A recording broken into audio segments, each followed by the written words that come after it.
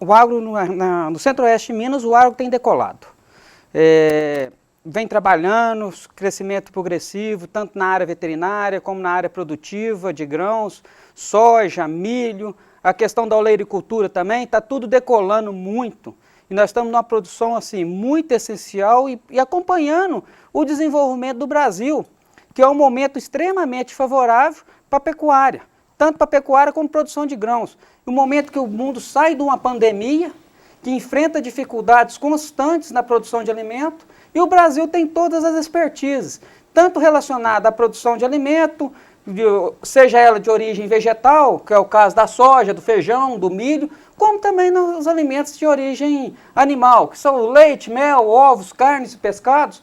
Então tudo isso o Brasil tem voado baixo, e o Centro-Oeste de Minas, a região de Divinópolis, Nova Serrana, São Sebastião do Oeste, com a extremidade grande que tem, e também cada dia mais com a produção de grão, tem dado as diretrizes do Brasil, vamos dizer assim. O agro tem caminhado assim a passos largos, sustentando a economia, depois de uma grande pandemia que veio de uma forma nunca vista antes. Nós nunca enfrentamos uma pandemia uma situação como essa, e consequentemente o resultado está aí. Fechou-se muita coisa, muita gente parou de trabalhar, falta hoje alimento no mundo, e hoje ainda tem a situação da Rússia e a guerra na Ucrânia. A Ucrânia é uma das maiores produtoras de milho na região da Europa, então falta grão hoje em quase todo o mundo. Moisés, pelo menos eu durante muitos anos eu vi isso, e acho que até em parte é verdade, mas a gente não sabe que tanto isso é verdade. Que Divinópolis, na verdade, não tinha uma zona rural muito forte, que você tinha uma zona rural mais de sitiantes, né, de pequenas propriedades para a pessoa ir passar o fim de semana, e realmente tem muito. Sim. Mas esse é um cenário que mudou, né? A agricultura familiar deu uma mudada nesse cenário, né? Pois é, Evandro. A agricultura familiar, ela teve uma grande dificuldade com a pandemia, porque o que acontece? A agricultura familiar, ela acabou ficando dependente dos programas sociais, vamos colocar assim, tanto os governos municipais, estaduais e federais, principalmente no PNAE, que é o caso da alimentação escolar. A partir do momento que cessou-se a alimentação escolar, a agricultura familiar começou a passar dificuldade em comercializar os seus produtos. Então, eles tinham única e exclusivamente, quase que as feiras para comercializar seus produtos no início até a metade da pandemia. Então, isso forçou aquele agricultor a trabalhar um pouco mais com a produção de grão, soja, milho, e também o aguardo e a esperança que as coisas se normalizariam, como vem aos poucos se normalizando. E Divinópolis sofre também uma grande pressão imobiliária ao seu entorno por causa do grande concentração populacional que existe. Com essa concentração populacional, logicamente as terras ficam mais valorizadas e existe uma consequência muito grande relacionada ao valor imobiliário, e vai fracionando, os proprietários vão fracionando e tem um número muito grande de sitiantes.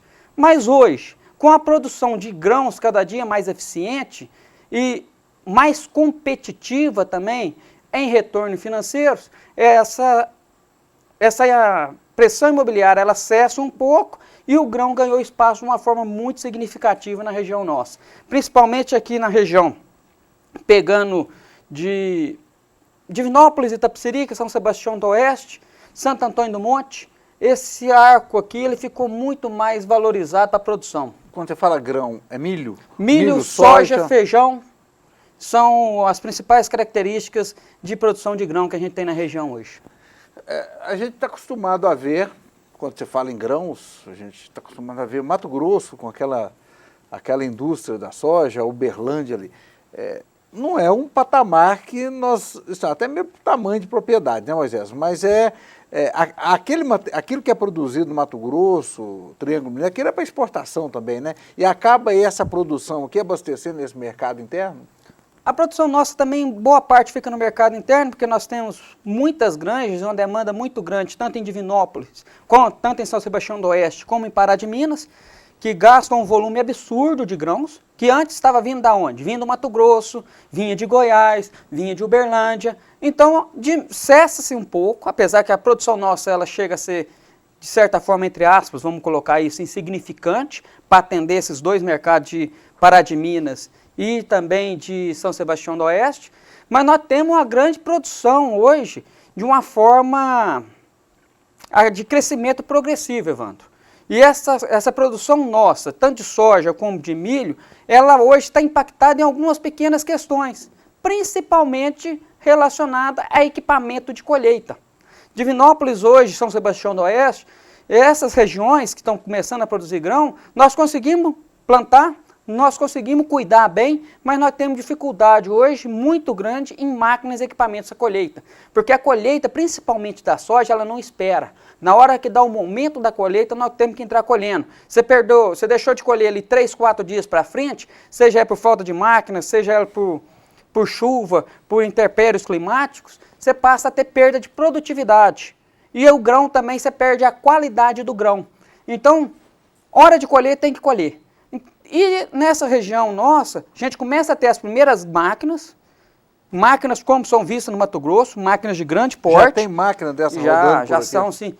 Eu posso, com toda tranquilidade, afirmar que esse cinturão que eu acabei de falar agora, Divinópolis, São Sebastião do Oeste, Santo Antônio do Monte, alguma parte de Carmo Cajuru, nós temos uma produção aqui no mínimo de 6 a 7 mil hectares plantados hoje para atender essa demanda local, que a gente não consegue mandar. Nós produzimos tão pouco que a produção local nossa, ela atende somente a região.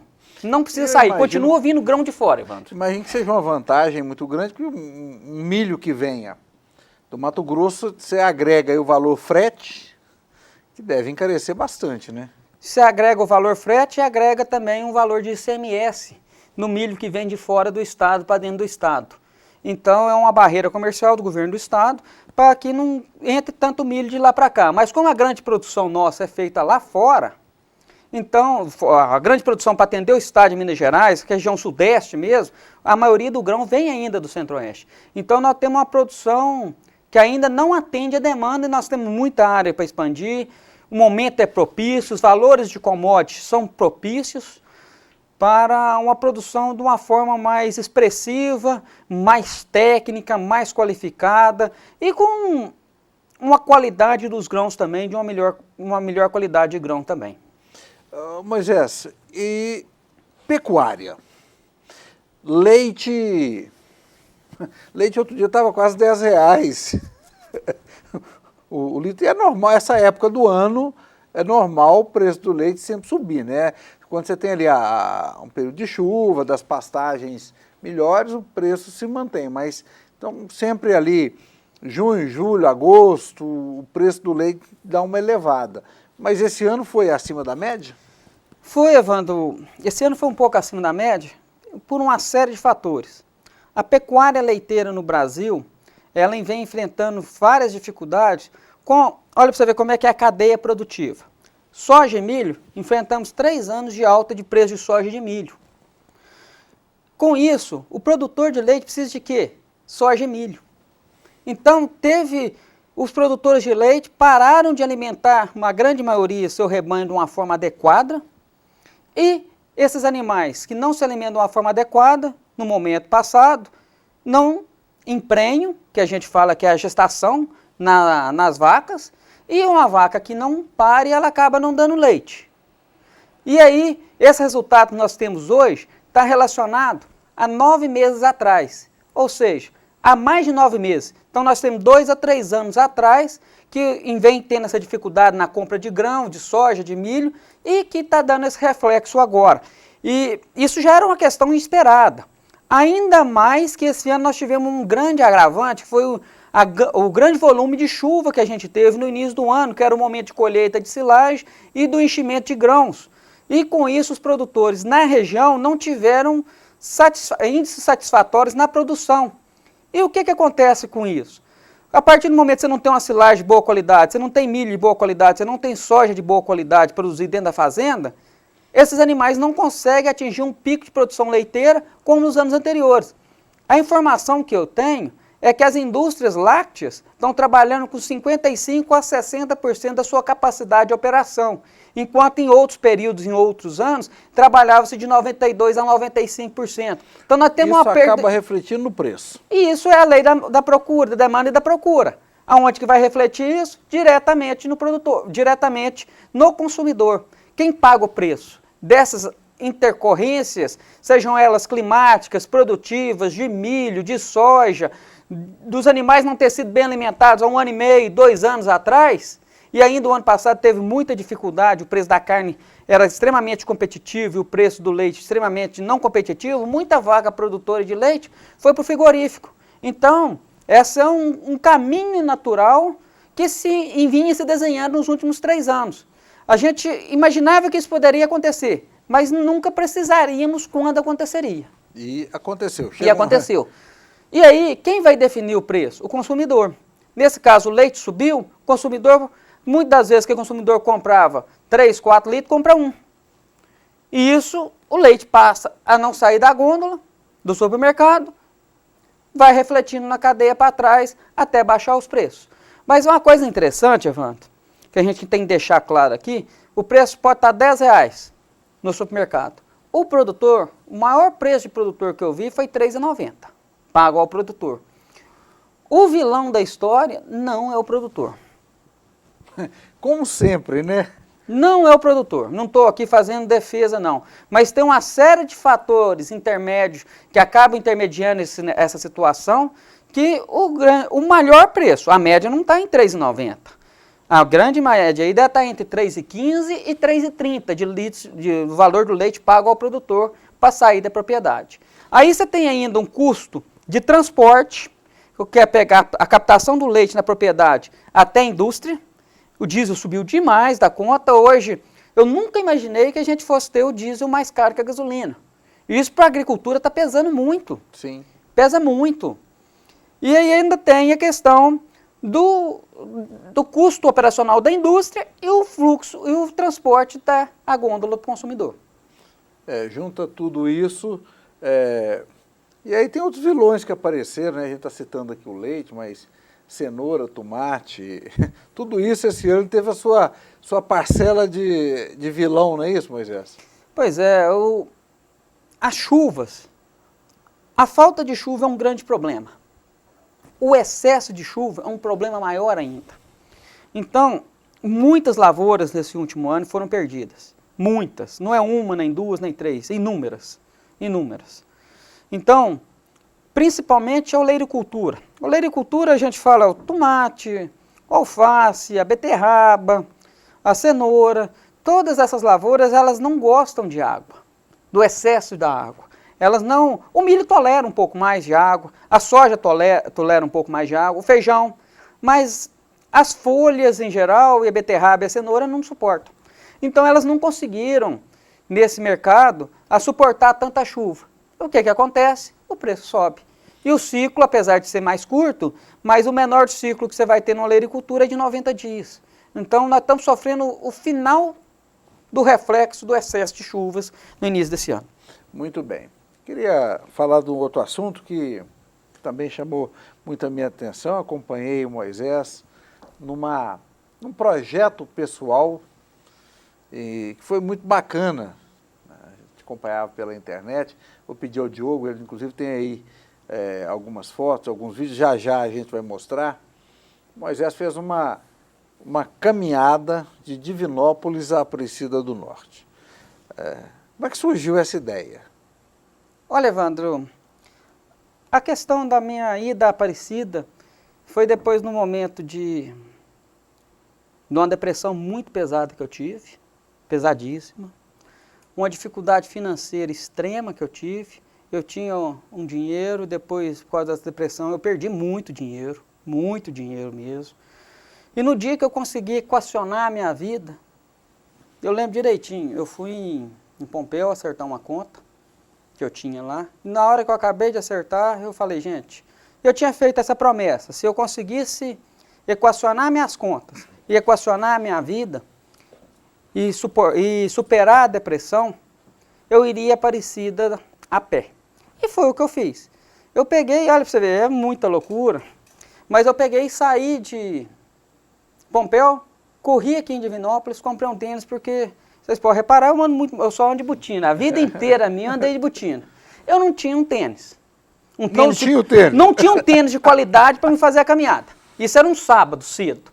Corri aqui em Divinópolis e comprei um tênis.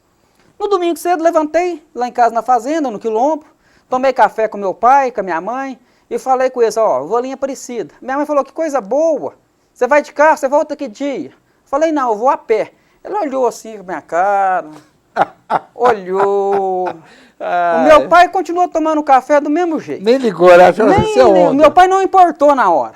Eu estava tomando café com meu pai e com a minha mãe, e ele não deu muita importância. Tá, acabamos, tomamos café, isso eram umas 6h30, peguei uma mochilinha, joguei nas costas e saí. Falei, ó, pai, no final do dia, como eu estou perto de Divinópolis, vou estar por aqui, você me busca, eu volto, durmo em Divinópolis e amanhã você me leva da onde que eu parei. Tá, perfeito. Eu peguei e saí. Aí minha mãe foi lá, minha mãe que me contou, eu falei com o Xuxô com meu pai depois, ó, Moisés, vai aparecer a pé mesmo. Mas vai nada, vai dar uma voltinha aí, fazer a caminhada que eu costumo fazer, daqui a pouco ele tá aqui. Aí deu hora do almoço, eu não apareci. Aí meu pai começou a acreditar que eu estava indo em Aparecida a pé. Isso no domingo cedo. E peguei e fui. Aí eu saí de Divinópolis a pé. No primeiro dia eu saí do Quilombo, dá 18 quilômetros daqui lá, e fui até Marilândia. Andei 42 quilômetros no primeiro dia. E eu cheguei lá, um caco. Realmente um caco, arrastando os pés no primeiro dia. Bolha nos pés, no tornozelo, para todo lado, e um sol de queimar. Tinha queimado as batatas das pernas, tudo, as panturrilhas, estava toda queimada. A gente tá vendo ali umas fotos, aquelas fotos ali, né? Aquelas fotos. E uma coisa interessante, Evandro, é que eu não estou acostumado, eu levanto, olha pra você ver, aí no segundo dia eu saí de Marilândia, da onde eu parei, e fui até para frente de Carmo da Mata. O segundo dia foi um dos piores dias, eu andei só 28 quilômetros. No terceiro dia eu andei 32, depois eu andei 35, e foi subindo progressivamente. Nesse meio, os piores dias foi entre o segundo e o quinto dia. São os piores dias, porque o corpo está se acostumando a andar. Mas eu sou veterinário, sou da área biológica, mas uma coisa que a gente só acredita depois que a gente sente na pele. Infelizmente é assim. Eu virei diferenciado para andar a partir do quarto dia, que eu parei de beber água, passei a não beber água e passei a beber Gatorade. Gatorade com recomposição de sais. E aí eu passei a tomar essa recomposição de sais, meu organismo agradeceu demais. Porque o meu desgaste físico, não só de água, mas de sais minerais, era tamanho, por causa de estar andando 30, 32, 33 km por dia, que o organismo estava conseguindo repor na alimentação. Então eu tive essa grande dificuldade. E você estava mostrando aqui as fotos dos pés, da situação, uma coisa que eu tive que aprender. Toda a vida, eu fui uma pessoa que levanto, tomo café e saio de casa com no máximo 15 minutos. Eu tive que aprender a cuidar dos meus pés, porque senão eu não ia conseguir chegar. Então eu passei a gastar 1h e 15 até levantar, passar esparadrapo, drenar as bolhas, na verdade eu drenava as bolhas na noite anterior antes de dormir, passava algum medicamento ali, um óxido de zinco, alguma coisa, passava no pé, nunca tirando a pele. Nunca tirando, eu só drenava as bolhas para no outro dia eu ter conforto para continuar a caminhar. E todo dia cedo eu gastava 1h e 15 antes de sair para começar a caminhar. Porque eu tinha que me preparar os pés, pôr esparadrapo, pôr algodão, em alguma bolha que estava mais na carne viva mesmo, para continuar caminhando e tocando a vida. E é muito engraçado, Evandro, que nos últimos dias, aí o organismo vai acostumando. Primeiro dia eu andei 42, depois 28, depois 30, 32. Os últimos 4 dias... Só para resumir, foram 11 dias, não é isso? 11 dias que a minha única atividade que eu fiz foi caminhar. Caminhar. Só caminhava. E aí toda hora um me ligava, como é que foi o dia de ontem? Como é que foi o dia de ontem? Como é que foi o dia de ontem? A partir do terceiro dia o pessoal descobriu que eu estava indo, porque ninguém sabia. Aí eu postava uma foto, uma coisa ou outra, todo mundo começava a me perguntar. Aí veio a ideia. Eu fui gravando vídeos por dia, e todo dia entre 9 e 10 horas da manhã, eu colocava um vídeo nas redes sociais. A gente tem inclusive 2 vídeos, tem vários vídeos do Moisés. Tá aí, vamos conferir aí esse primeiro aí, ó. Pior de todos os dias até agora foi o terceiro. Definitivamente o terceiro dia foi muito angustiante. Até sair de Carmo da Mata, eram as 6 horas da manhã, e caminhei até Oliveira, por volta de 11 horas da manhã. Foram 16 quilômetros que eu senti muita dor na panturrilha, muita dor no tornozelo direito, e a minha musculatura estava muito dolorida, muito rígida, coxa, tudo. Aí eu passei dentro de Oliveira, e aí eu resolvi tomar uma decisão diferente. Eu tomei a decisão de passar a caminhar não somente pela margem do asfalto. Em Oliveira eu passei no supermercado, comprei alimentação para mim. A partir do terceiro dia, que foi ontem, eu estou carregando comigo minha mochila no total. Ela dá um peso de 15 quilos. Com água, minhas roupas, um Dorflex, muito protetor solar e um creme hidratante. Então, uma coisa que eu não comentei aqui ainda é que eu estou sem suporte. Eu venho caminhando e vou caminhando. Então, ontem, por exemplo, no terceiro dia, eu caminhei. Depois que eu passei Oliveira, entrei em Oliveira e passei por dentro de Oliveira e saí na Ponte de Ferro, antiga ponte do trem, por dentro de Oliveira. Foi uma caminhada muito boa. Eu não me arrependo de passar por dentro, apesar de ficar mais isolado, mais sozinho. Mas o que acontece? Como eu peguei a antiga linha do trem, é muito abaixada. É bom para caminhar. Tem muita sombra. É mais gostoso caminhar do que no asfalto, que é muito quente no meio do dia. E passei por dentro ali. Passei ali no ponto do trem, na estação ferroviária, já desativada, Antônio Justiniano, que está muito bem conservada. E nesse local, inclusive, aconteceu um fato até engraçado, que era o mototáxi que eu passei em Oliveira me buscar lá e me trazer ou para Santo Antônio do Amparo, ou me levar para Oliveira. Só que nesse encontro e desencontro, o rapaz veio pela rodovia, deu a volta pelo Alim e ficou me caçando no asfalto, mesmo eu tendo falado com ele que eu estava por dentro. Aí o que aconteceu? Não me encontrou. Era para me parar de caminhar 4 horas, mas assim, por incrível que pareça, ontem à tarde eu estava numa vontade, uma determinação de andar. Minha dor muscular desapareceu, minha dor no tornozelo desapareceu, e eu peguei e continuei o trajeto. E aí eu andei 36 quilômetros ontem. Minha programação era andar 25. Hoje, quando eu comecei, eu estava com 112 quilômetros de andado. Desde lá de casa na fazenda, até onde eu comecei hoje. 42,8 no primeiro dia, 29,8 no segundo, e ontem eu cheguei em 112 quilômetros. Aí ó pessoal, para quem torceu e queria ver eu chegando aqui no santuário, depois de 11 dias de esforço, acabou que eu consegui chegar. Estou no santuário de Aparecida, aqui em Aparecida do Norte. Hoje é quarta-feira, dia 7, às 14 horas e 10 minutos. Acabei de chegar no santuário Aparecida, tá? Vamos.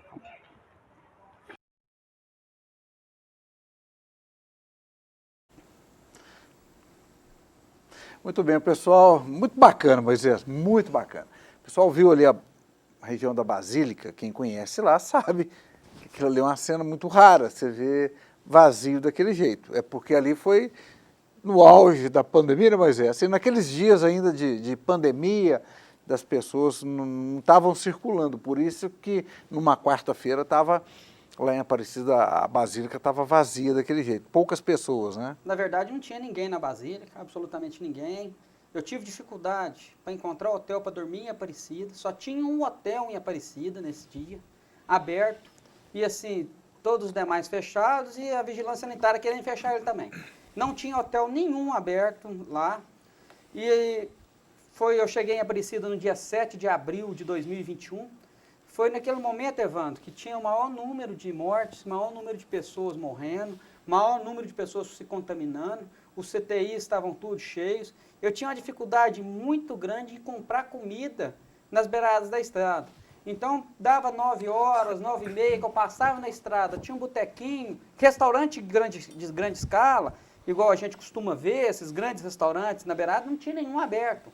Tinha um barzinho, um botequinho, qualquer coisa aberto.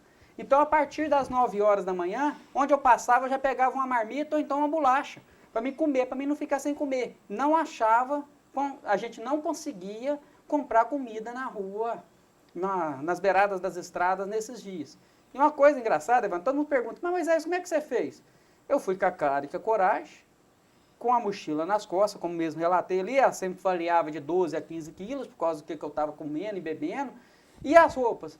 Não, eu fui com 2 ternos de roupa, um tênis só, 2 ternos de roupa, 2 camisas, 2 bermudas, 2 cuecas e 2 pares de meia, só. Eu chegava, trocava de roupa no hotel, ou no motel, ou em pousada, que eu achasse, na hora que dava 3 horas em diante, eu olhava no telefone, falava, olha, eu tenho condição de andar mais 6 a 10 quilômetros. Uma coisa é você andar de 6 a 10 quilômetros de carro.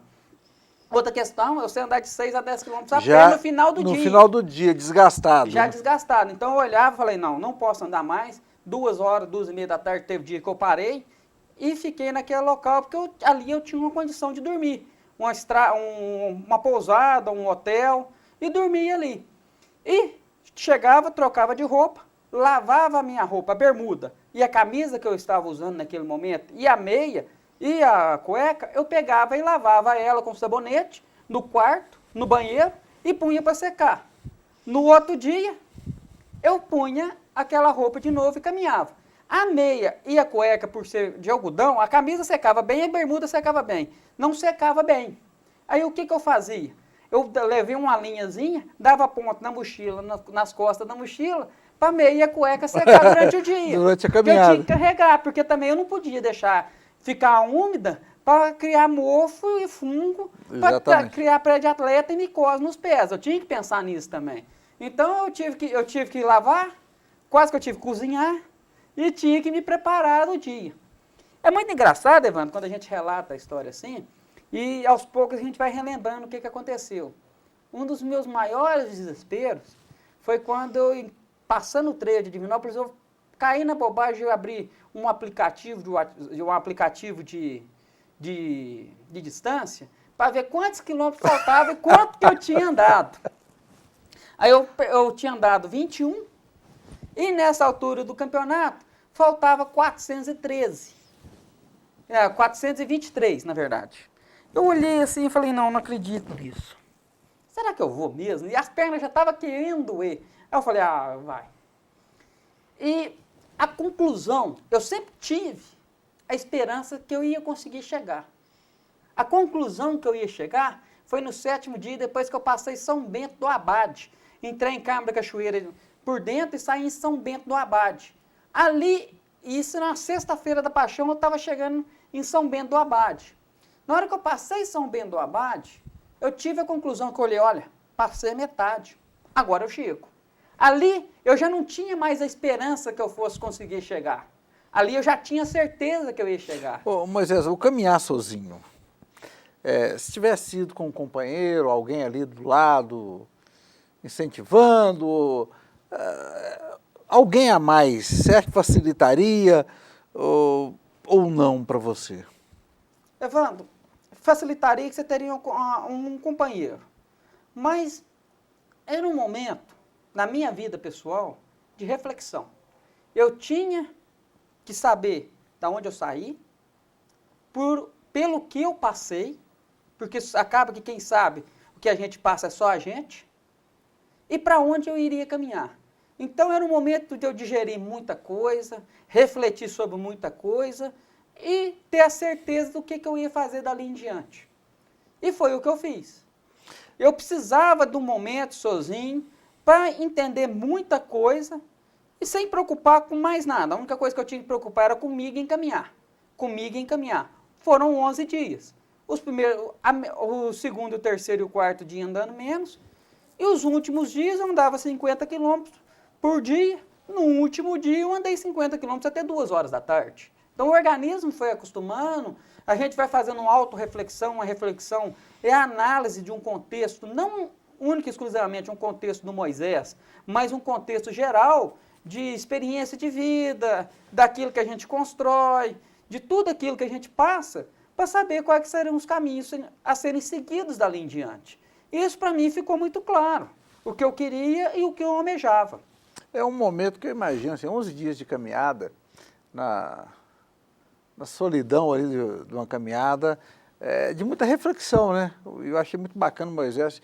Ele poderia chegar aqui e falar assim, eu resolvi porque me deu vontade. Ele falou assim, olha, eu tive uma depressão e lutei contra essa depressão. Acho que é outro negócio muito importante, Moisés.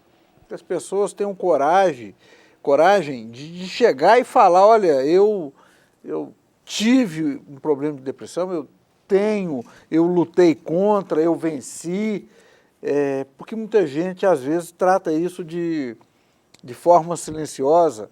E quem vê o Moisés vai falar, que Moisés é a vida que eu pedi a Deus, uma vida tranquila, formação profissional, um cara respeitado no meio, mas a individualidade das pessoas ninguém sabe como é, né, Moisés? Pois é, Evandro. O que a gente passa, só a gente sabe. Essa é a verdade. E eu concordo com você. Mas como é que pode uma pessoa ter depressão? Tem, gente. Tem.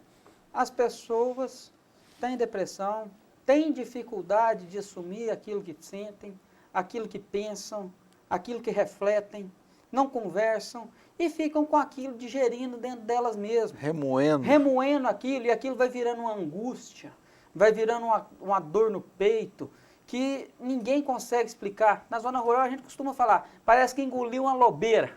Para quem não conhece, uma lobeira é um fruto de espinho que dá do tamanho de uma bola de handebol. E aí a gente fala que a pessoa engoliu aquilo e aquilo está te fazendo você passar mal ali dentro, te causando transtorno, te incomodando, você você acorda e lembra daquilo, e aquilo vai te prejudicando cada dia um pouquinho mais, um pouquinho mais, um pouquinho mais. Na hora que você acorda, você está no fundo do poço.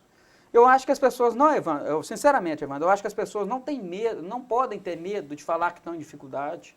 Elas não podem ter medo de assumir aquilo que pensam, aquilo que sentem, e tem que ter. E quando assumir, ter a hombridade de falar, eu estou assumindo, eu estou resolvendo, e eu vou resolver todas essas questões no menor tempo possível. Mas eu preciso de tempo para a gente sentar e refletir sobre isso. E a gente passa a digerir uma série de informações, uma série de fatores. Então, Evandro, é realmente assumir que precisa de ajuda, quem passa por isso sabe muito bem, e tocar o barco e encarar o problema com o peito aberto, mesmo que aquilo no primeiro momento vai te afligir, mas na hora que você sair lá na frente, você vai ver que você saiu muito mais forte, saiu muito maior do que quando você entrou. Faz até uma caminhada até Aparecida. Faz uma caminhada de 11 dias, 438 quilômetros, inúmeras bolhas nos pés. Nós estamos no final, mas eu tenho que fazer 2 registros aqui ainda. O primeiro é que... Tá, olha aí, faltou mostrar. Essa foto também é que você fez. Do dia que eu cheguei em Aparecida. Essa foto, imagino o valor que ela tem para você, né? Sim. Mais um registro que eu quero fazer aqui é que o Moisés, teve uma época que ele andou muito, muito mal acompanhado, ele andava com o Fernando Ordones. falando assim, o Ordonez é um patrimônio que nós temos, é um cara assim, sensacional, né? E você ficava indo para Bolívia, inseminar vaca com o Fernando Ordonez. Pois é, eu ia para Bolívia. Não, tem um caso. Tem tempo, Evandro? Tem, pode contar. Tem um caso. Abração pro Fernando Ordonez, é um dos caras assim, também mais respeitados que nós temos em Divinópolis. Fernando Ordonez, como veterinário, foi um dos precursores da transferência de embrião e fertilização. Um dos ponteiros. Ele começou com a transferência de embrião, foi para os Estados Unidos, quando estava começando lá na década, início da década de 90, e trouxe isso para o Brasil e começou a disseminar a informação aqui. O Fernando é uma pessoa espetacular, diferenciada, que tem que ser valorizada. Esse é o fato, esse é o... Nossa, enorme. A gente Todo gosta mundo demais que dele. precisar, ele ajuda, é uma pessoa extremamente boa. Mas o Fernando foi para Bolívia com o Fernando uma vez, já foi passear. E depois eu voltei a outras oportunidades, umas 7 ou 8 vezes, trabalhando, fazendo transferência de embrião, dando consultoria sobre pecuária leiteira, que nessa época lá estava em expansão, tudo. Mas uma das vezes eu estava eu e o Fernando, e nós estávamos em Santa Cruz da Sierra e ia para o Beni. O Beni é um estado ao fundo ali do Acre, mais ou menos por ali, mais pertencente à República da Bolívia. E aí pegamos o avião, na hora que a gente foi sair de um aeroporto menor, não conseguiu sair do aeroporto menor, por causa de questão de... Estava chovendo muito, muita dificuldade. A empresa pegou a gente e transportou a gente para o aeroporto internacional de Viro Viro. E saímos e decolamos do aeroporto internacional de Viro Viro, numa aeronave já maior, e fomos para essa região. Lá, esperamos a chuva passar um pouco, e viajamos mais 2 horas de avião, para outra fazenda. Descemos na fazenda, e no dia que a gente desceu na fazenda, era para a gente ter começado a transferência às 8 horas da manhã. Por causa desse atraso, tudo, e o embrião não espera. Ele tem a hora e tem o momento de fertilização dele. Então, nós temos que fazer a transferência dentro de num curtíssimo período de tempo. E aí o Fernando, nessa época eu não tinha experiência, o Fernando me ensinou e a gente foi fazendo durante o dia. E a gente foi começar isso, era 4 horas da tarde. Um serviço que era para a gente acabar 5h30, 6 horas da tarde, nós fomos acabar 5h30, 6 horas da manhã. E viramos à noite fazendo transferência, tá? Acabou a passagem aérea nossa, fizemos a transferência. Era para sair de Santa Cruz para vir para São Paulo, para Guarulhos, às 10h30 da manhã, horário de lá. Era 6 horas da manhã, nós estávamos na fazenda ainda, tinha que descer em Santa Cruz para depois pegar um outro avião para vir para o Brasil. E uma chuva. E o pessoal da fazenda até falou, não, está chovendo muito, os proprietários, nós vamos trocar as passagens de vocês. O Fernando falou, não posso, eu tenho um compromisso. Eu falei que eu estaria em Divinópolis amanhã, eu tenho que estar em Divinópolis. Eu falei, Fernando, vamos esperar um pouquinho? Não, nós vamos embora. Tá. O Fernando conversou com o proprietário, que era também o piloto. O piloto falou, não, nós temos condição de voar, vai balançar. Mas a gente tem condição de voar. Beleza. Pegamos, entramos na aeronave e decolamos debaixo de chuva. Até aí tudo bem. Na metade do caminho, os GPS dele, quem é da área de aeronáutica sabe explicar isso muito melhor do que eu. Eu estava na frente, estava só o piloto, e eu estava sentado no lugar do copiloto, e o Fernandinho lá atrás estava babando, dormindo. Mas dormia, não estava nem aí para o que estava acontecendo. Aí o avião começou a balançar, e foi balançando, e foi balançando, e foi balançando. Quando, de repente, no GPS do avião, eu só fui vendo maisinho e raizinho, que são as instabilidades climáticas, falando que ali tem uma grande tempestade. Agora eu estou perdido. Aí eu falei, hoje eu não escapo, não. Hoje eu morro. Eu tinha certeza que eu não vim embora. Nesse dia, eu nunca passei tanto aperto. Depois disso, eu não tenho medo de voar mais. Depois desse dia, eu tenho a plena convicção que o avião não cai fácil. Que nesse dia o piloto falou, olha, nós estamos voando muito alto, eu vou passar a voar mais baixo. Voava baixinho, Fernando. O Evandro, passamos a voar muito baixo, por causa dessas instabilidades climáticas. Tá, descemos, fomos lá buscar mais malas, voltamos e embarcamos para o Brasil. Saindo para o Brasil, o avião começou a balançar, todo mundo, eu vou morrer. Eu falei, Aqui agora eu não morro mais não, vou deitar e dormir que aqui, nesse Já, avião esse eu já tamanho, garanti. um avião monomotor, numa tempestade, que dificilmente eu ia sair de casa, de carro, né, voando. Sobrevive a qualquer coisa. Ah, não. Aí eu fiquei muito sossegado, muito tranquilo. Mas história, ô Evandro, tem história assim para mais... Eu imagino, deve ter sido realmente uma grande experiência. Sim. Estamos caminhando para o final, mas eu não posso deixar de terminar esse programa sem mandar um abraço para o Quay Radiadores. Prometi na abertura do programa.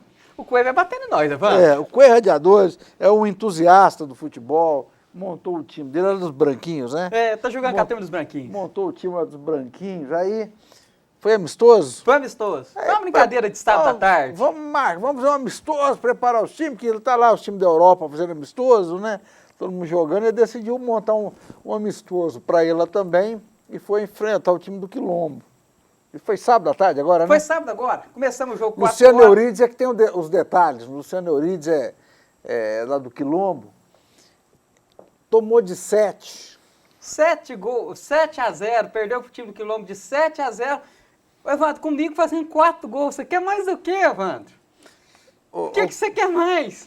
Ô Quay, eu vou te falar, essa vai entrar, essa nós vamos passar para o Davi Raposo, para colocar na pitoresca do Jornal Agora, que essa vai ter que ficar registrada. Não, e assim, o Coelho tava batendo a capa, tirando sarro com o nosso time, que era para ir forte, que senão a gente ia perder de muito, e que a coisa ia ser feia, e acabou que a gente bateu desde 7-0. Eu vou ver se o Luciano Eurides, tem as imagens que a gente tem que mostrar aí, pelo menos um gol. Coelho, prazerão, um abraço. Grande abraço, Coelho, leva a brincadeira a mal não, viu? Não, É só brincadeira, tá? Se você quiser vir aqui responder o Moisés, você pode vir também, que a gente vai falar mal do time do Quilombo. Pode falar também. Moisés, prazerão. Evandro, o prazer foi todo Tá? meu. Prazer receber o que essas histórias, para a gente entender melhor essa questão da agropecuária, né, em Divinópolis, dessa sua experiência pessoal, que isso é fundamental para a gente compreender um pouco do que é a vida do homem do campo.